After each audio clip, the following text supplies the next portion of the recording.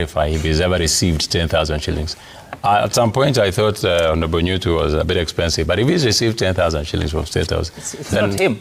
There are meetings that have been happening. How will you know then if he was not there? Mheshimiwa Koechi, you know there has been meetings happening at State House. Yes. Those people live with money. You know that? I don't know. You are telling me. No, you don't. I don't, because I've never... If you ask me if people attended meetings at State House and they were reimbursed fare, what is the problem? What is your prayer? No, he says he's not aware. I am not aware because the team from Koechi has not been invited. But now you're saying you don't have a problem. Yeah, sorry? You're saying that there's no problem. How much is it, Senator Newtu? Well, thank you, Sam. You know, most of the people, when you invite Muranga, for example, I'll have very many supporters who will go to State House. So how much did they receive? 10,000 Kenya shillings. Per person? Per person. Okay. Do you know the source of and teachers also. But you can also... welcome back, ladies and gentlemen, and thank you very much, guys, for your greatest support. Fellow Kenyans, I really don't know what is normally happening with these leaders, especially when they get chance on a national television to talk about issues and matters that are affecting the people. I always think that they're supposed to do their level best to give us or to tell us exactly what is happening, but instead they use those platforms to campaign for themselves. They use those platforms to think of themselves more than us. Why am I bringing this, or why am I saying this? I'm saying this because today in the morning, Citizen TV hosted different leaders, Onyonka, Governor Ochila Yako, and but the way this governor of Migori is really reasoning like a toddler. I've never known that Ochila Yako is reasoning like a standard 2 dropout. You hear Ochila Yako saying that when Linda Mwananchi were planning to the visit in Homa Bay, they were bragging, they were beating drums of war. That is a leader. So when these people say that they are going to, they were going to visit Homa Bay, it's like they were telling people that tunakuja vita. And then he goes ahead and says that they will conquer and colonize Homa Bay. How do they say that they are going to colonize Homa Bay? Allow me to state that what happened in Homa Bay. Yeah. The Linda Mwananchi formation, and I believe the person who's supposed to Linda Kenya is God, and also the ones held accountable for Lindering Kenya is the national government. When they were planning the visitation in Homa Bay, they were beating drums of war. They said they would conquer and colonize Homa Bay. Now, when their bid to conquer and colonize Homa Bay aborted because of resistance by locals and violence, which is most unfortunate, they want to cry foul and blame leaders from Homa Bay. We, particularly in Migori, I am not asking anybody not to come to Migori, but from where I sit, conquest of a region is not the approach. Beating drums of war is not the approach. I have been in this place under the stewardship of Raila Amolo Odinga. I went to hostile territories. He talked to friends there. They mobilized people and invited him to those places. He did not mobilize goons, armed people to come and fight their way into that space. I visit Kisii very regularly. I even go to functions. I've never carried goons to Kisii. The president comes to Kisii, we never fight him. But visiting Migori and Homa Bay, carrying thousands and thousands of armed goons and threatening to conquer Migori. I want to show him fundraising for the functions we have, because the only thing I need is a right of reply 30 seconds because you're out of time. Thank you, Sam. We do fundraising. Thank you, Sam. And that is a leader. Actually, is the one I had him warning people, Linda Mwananchi, that was fanya makosa kwenda Migori. Ile Homa Bay ilikuwa kionjo, wasiende Migori. And these are the leaders that we have in this country. Another person that I want you to listen to is Koechi. Mimi kama kuna mtu ambaye sijaielewa akili yake inaikimbiaga east wakati ya wengine inaenda east west ni Koechi. Because nobody can ever convince me that there's something good that Koechi has ever discussed. There is nothing tangible that Koechi has ever said. Because it's also important that we be realistic. We're in an election year right now. Every political formation is strategizing on how best to capture power come next year. Yeah. But I hear you. You just didn't respond. But to capture power, Sam, to do what? Just hold on. Okay. Mheshimiwa Koech. You just didn't respond to the question, Senator, to the issues being raised by Senator Nyoto here about resources paid out from State House. I don't know if you have information where that money comes from. Honorable Nyoto, for the longest that I've been attending meetings in State House, has not been there. He can himself clarify if he's ever received 10,000 shillings. At some point, I thought Honorable Nyoto was a bit expensive, but if he's received 10,000 shillings from State House, it's not him. There are meetings that have been happening. How will you know then if he was not there? Mheshimiwa Koech, you know there has been meetings happening at State House. Yes. Those people live with money. You know that? I don't know. You are telling me. Oh, you don't? I don't, because I've never... If you ask me if people attended meetings at State House and they were reimbursed fare, what is the problem? What is your prayer? No, he says he's not aware. I am not aware because the team from Koechi has not been invited. But now you're saying you don't have a problem. Yeah, sorry? You're saying that there's no problem. How much is it, Senator Nyoto? Well, thank you, Sam.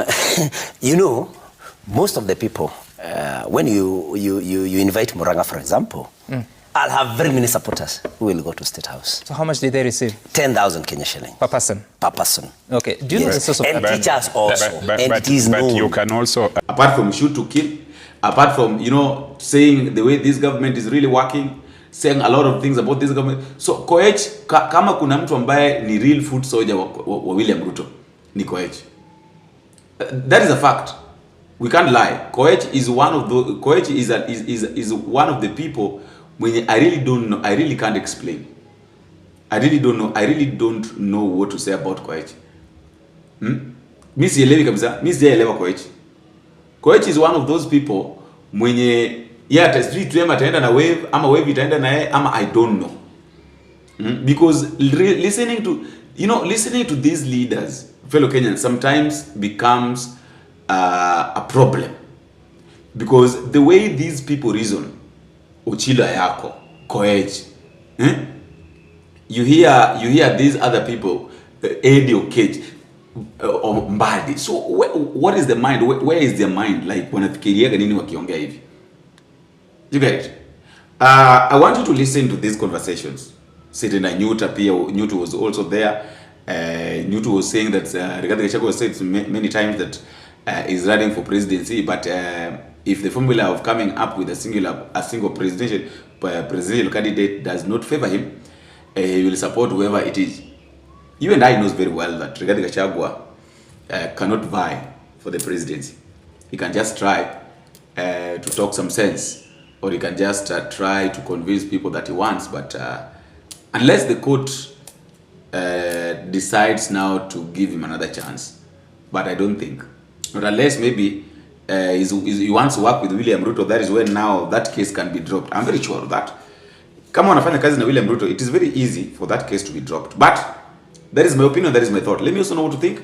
Please don't forget to tell me where you're watching this video from and how these videos are reaching me. Until we meet again, I've been your host, Boniface. Big. Mheshimiwa Koech, your thoughts, because when you talk to different people, including last week, like I said earlier, we spoke to Professor Karoti Kanyinga, and to every question on this process, he says that Kenyans will decide, and the political leaders should keep off this conversation, because then they'll bring their own ideas instead of listening to Kenyans. What are your thoughts in ensuring that this development agenda looks at counties? And I'm saying that because counties are unique. I completely agree with the professor. The politicians, that's a problem that we have as politicians. We think we speak on behalf of everyone in this country, and we seem to know everything. First of all, it's a very good conversation, and I like the fact that the president personally say, let's delink it from a proposal by President William Ruto, and rather have it as a proposal for everyone to have a conversation. And I'll give you this so that you think about it, have it in mind. Rwanda, like Honorable Nyoto spoke about it, has just launched its Vision 2050. Tanzania is launched its Vision 2050. Uganda is soon also going to launch its Vision 2050. It is a conversation that we must have, and we use the mistakes of Vision 2030 to build on what we need to do as a country, because we are a few years into the Vision 2030. We've not achieved much because of different issues. And part of that issue probably is something to speak about, and I think I've said it before in this show, that the Constitution 2010 made the country, even taxpayers, even carry more burden. By having all the independent commissions and even having the devolved units, which is very constitutional, and I agree with it, but we simply use the same cake and had many people to feed on the same cake, which is becoming very expensive. And you'll find that we will have this struggle on and on and on and on. Even as we were talking about counties now, some of the counties cannot even borrow from the banks to even advance their staff salaries. Because the bank, they just don't pay, because they have also defaulted. So they do not have the credibility with the banks. And it's become a very big issue. I thought they just draw overdrafts. Yeah, but now the banks have to advance you the money, using what you are going to receive. And it's become a problem for some of them to even repay the bank. So what I'm saying is that we have to have a conversation where we then find a deliberate way of including the counties, and so that there is synergy between the national government and the counties. And sometimes I just think in my mind, is it probably at some point in time, should it be at some point in time that we look at some of the functions that have been given to the counties and those that are of national government, and see how we can marry the two to seamlessly have a working relationship. And I know some of them we will agree on how to work on them. For instance, hospitals and general Medicare is something that is concerning for many counties. And I speak about it because I know the challenges that sometimes also the counties are subjected into, especially when nurses and doctors go on strike. You subject a whole population into an undue suffering, and we lose so many lives in that process of all those back and forth between those two bodies. Is there a way then that the national government at some point in time then can step in? And many of these things are just in my mind. I'm thinking, is there a way we can make all these things better? Those are the discussions as a country we should have. And if you even listen to the president at some point, he was saying, if you feel then even that the issues that you want to integrate into this document of Beyond 2030 can lead into a referendum, so be it, because this is our country and there are things that we must agree and there are ways that we must handle things. And when we talk about corruption, I really want to also have Honorable Nyo to understand that corruption is not just about the small monies that are given. Corruption is about the attitude. Corruption is, and I said it last time, it's not just about, 2,000, 3,000. It's the attitude. Are we able to change our society for people to learn not to take certain things? It would be very easy today to quickly take up, when you are stopped by a police officer, you quickly take a bribe and say, oh no, I was overspeeding, and it's easy to pay off. And can we change society? Can we have a total societal change so that we curb on corruption and greed? And many other things, and even power. If you look, for instance, at the United Opposition, because he's spoken about it, when they spoke the other day, it was just about sharing of positions. It's not about what is it that they want for the country. It's about what will Onyonka take, what will Joe Nyo to take, and who will have.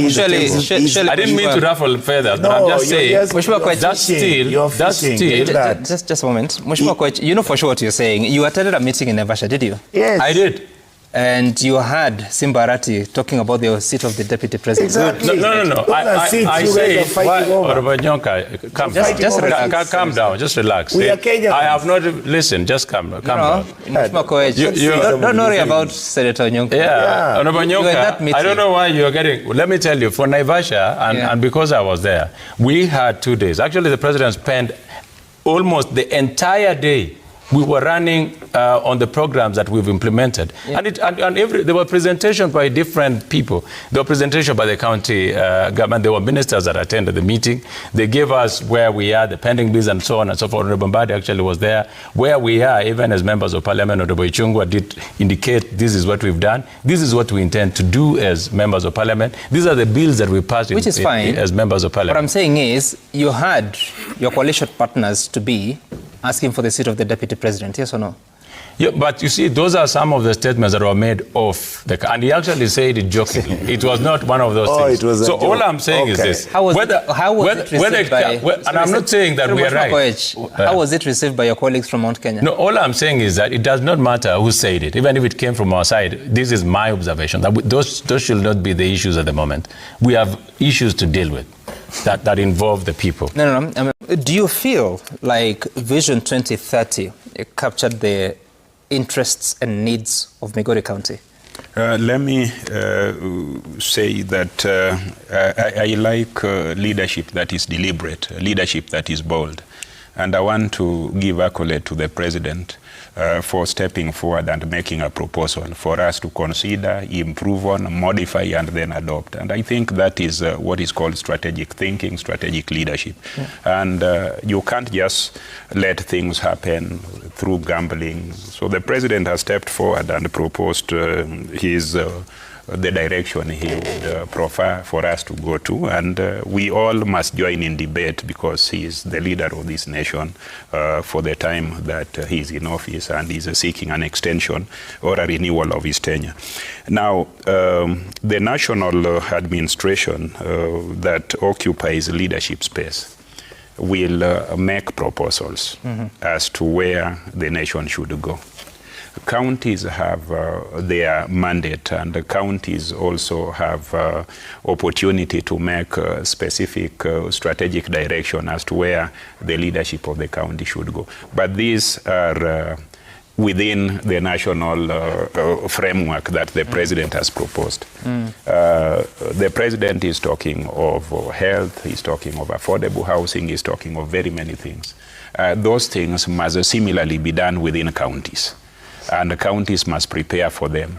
And in addition to such preparations, counties must also prepare to grow the economies and the services within the counties by leaps and bounds. And that's what we are doing. So in my view, the President has stepped forward. We must also step forward and plug into that system, improve the proposal so that we collectively own it in the manner that the Constitution designs. We participate in it publicly. But allow me to mention something that Senator Onyonka and Senator Newtu have been talking about, the issue of corruption. I've been in the public space for perhaps the longest.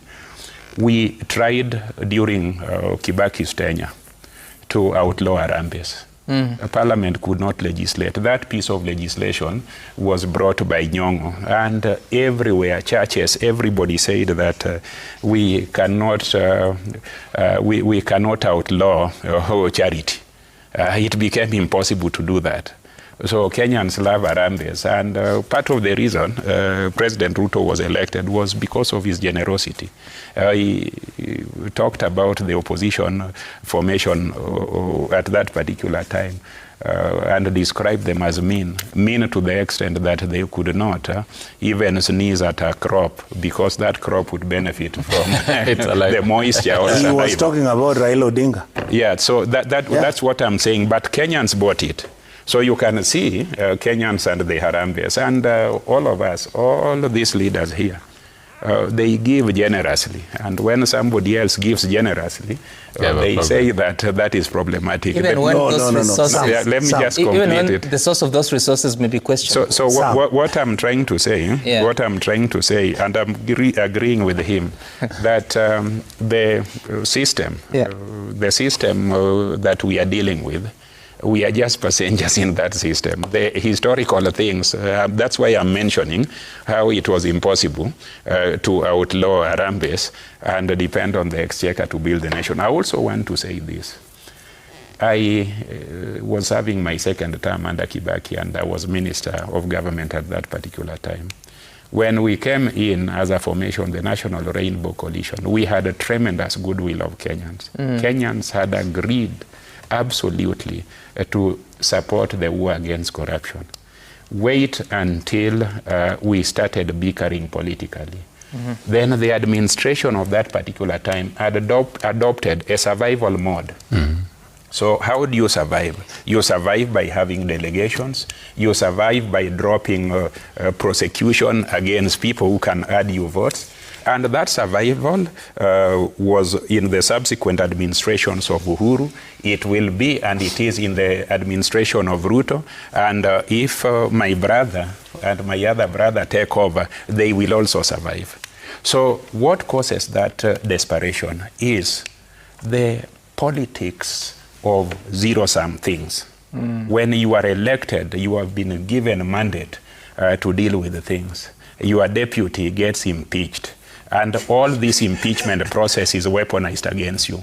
How does your administration survive and at the same time gets a broad mandate to take hard decisions that may be unpopular? Okay. That is practical politics. Thank you. Interesting. Mheshimiwa Koech, your county is also listed here, and that it's affected. It's Kericho and Kisii as well, indicated here that they're facing those challenges. I don't know if you've felt it from the ground or what you've heard about it. I do feel it. And listening to my colleagues, I get up two things. Number one is that it's either there is a conflict between the MCAs and the executive, or two, there are issues that are yet to be addressed before the controller budget can approve or give a go-ahead to those budgets. Yeah.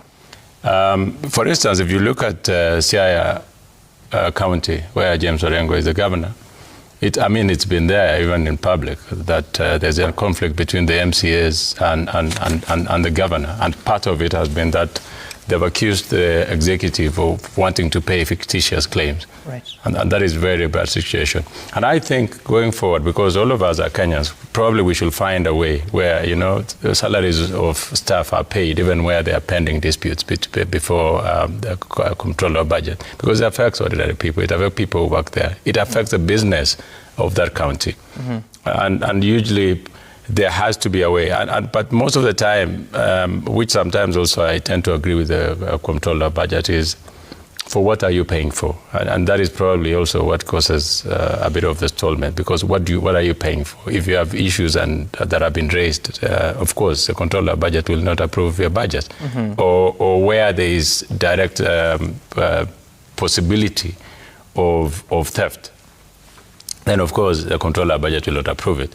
So for Kericho County, recently you saw there have been a lot of demonstrations, and I spoke to the governor with my senator to find a way of making sure that those issues are resolved.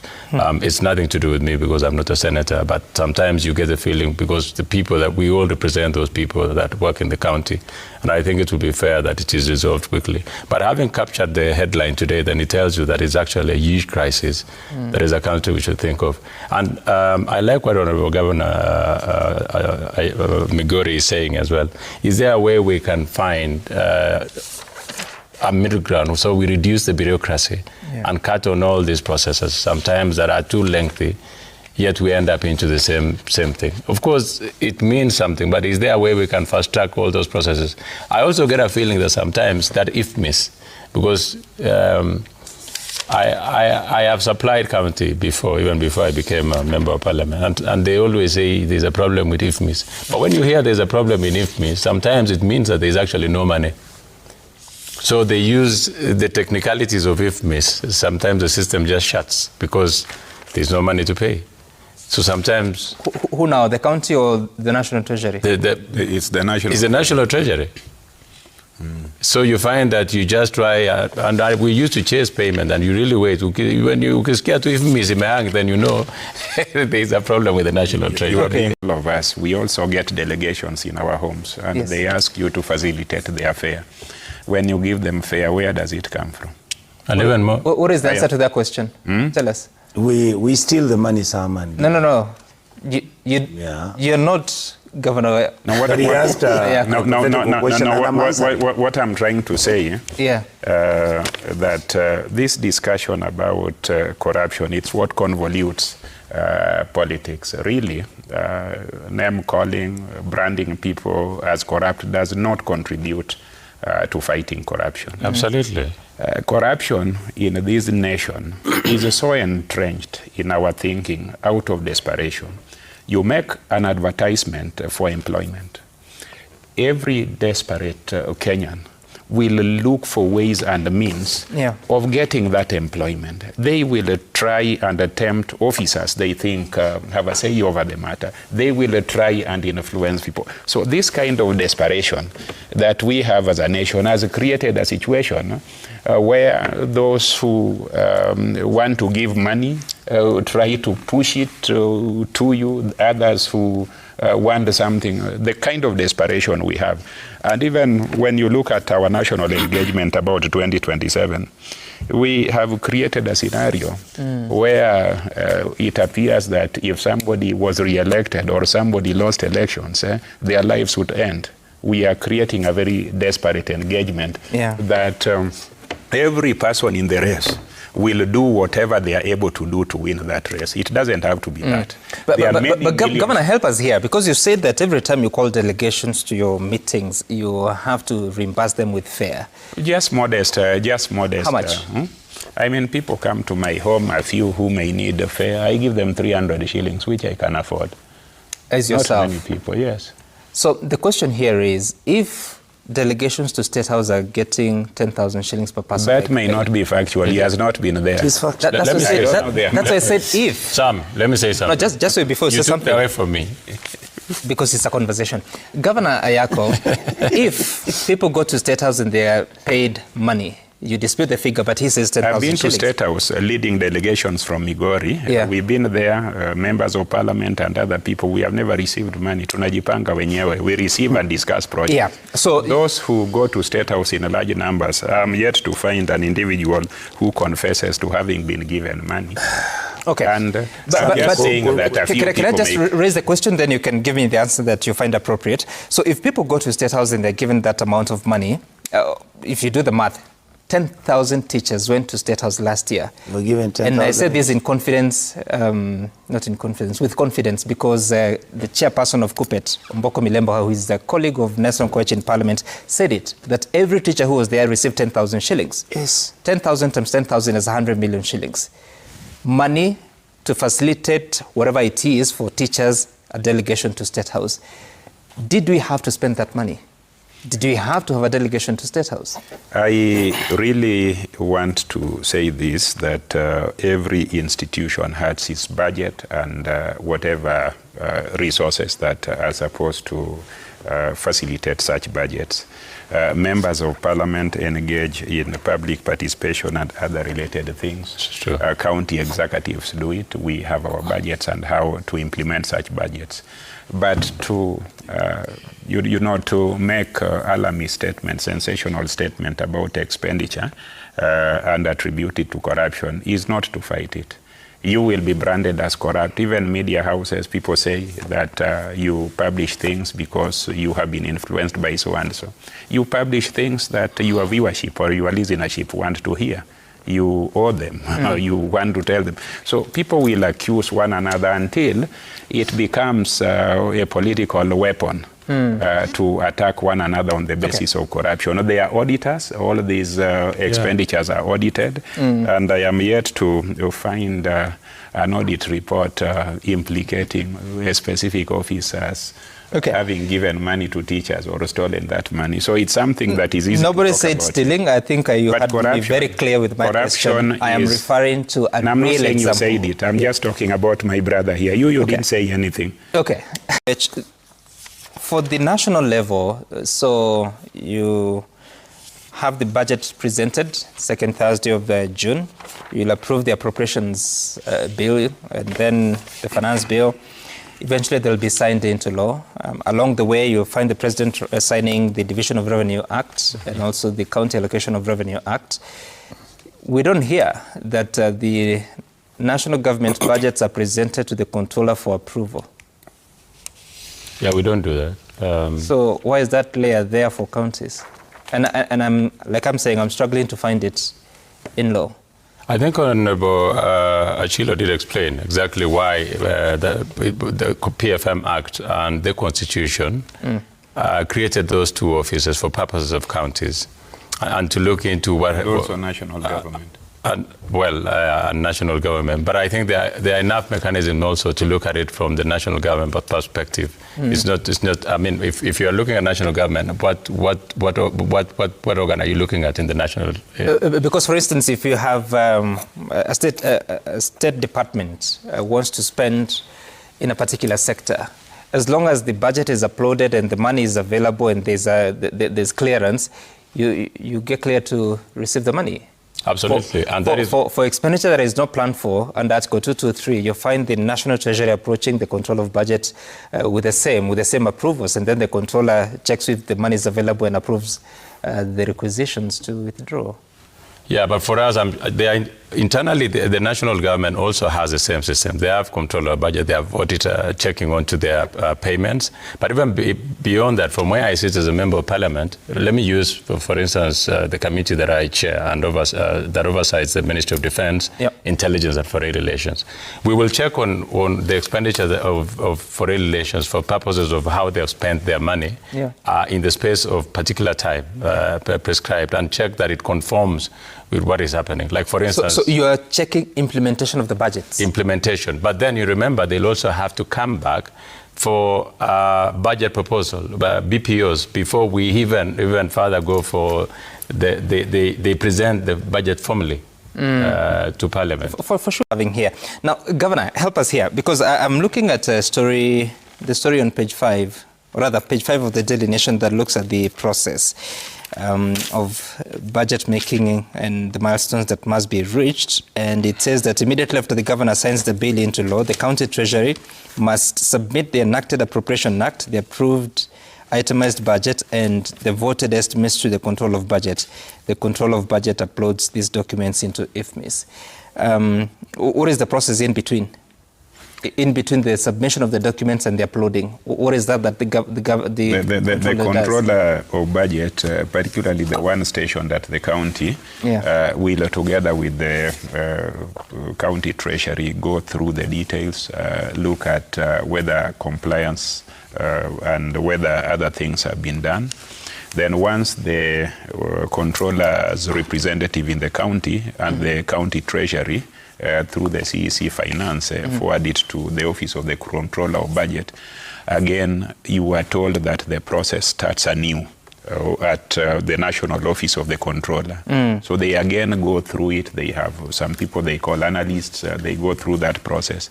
That is when they okay it to be uploaded into the IFMIS platform in order for the... What defines that process? Which law? Well, those are the processes that have been put in place by the controller, a constitutional office. She has her own set of regulations that define how she operates, but her powers are underpinned in the Constitution and in the word that everything must satisfy her that they are within the legal bounds or boundaries and all such related things. Again, if you look at the PFM Act, you will find mention of some of these processes. The biggest concern is that that office has not set a service charter. You know, a service charter gives you clarity. That you will make a letter of request, you will get a response within a specific time. Whether the response advises you to do something else, you need to get it. You cannot sit in your office or in your station for time without end and without knowing when the response will come. It creates bureaucracy and uncertainty. So all these processes set in the Nation newspaper are correct. They are both in the Constitution and the PFM Act. Yeah.